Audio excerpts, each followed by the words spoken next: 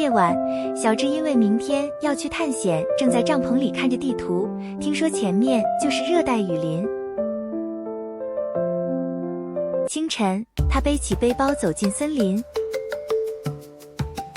走着走着，小智才发现自己迷路了，四周都是一样的树，他有点紧张。滋滋，一只猴子从树上跳下来，好奇地看着小智，还拿了一根香蕉。突然，飞来了鹦鹉，鹦鹉提醒小智往前走。一条绿蛇爬了出来，小智吓得后退一步，与蛇保持距离。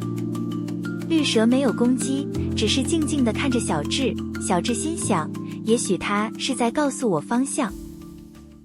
路边有一条清澈的小溪，小智坐在石头上休息。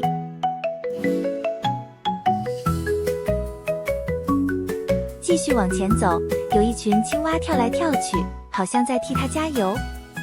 突然发现有一只蓝色箭毒蛙，小心有毒，不能碰。一只大嘴鸟停在树枝上。路边有红果子，别伸手去摘，可能有毒。突然，小猴子给了一颗青苹果，小智开心地在树下吃了起来。真好吃。继续往前走，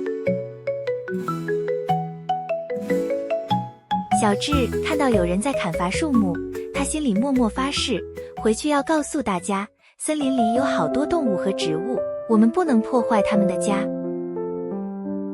终于，小智找到了出口，心中充满感激。森林里有许多的宝藏，保护森林就是保护我们共同的地球。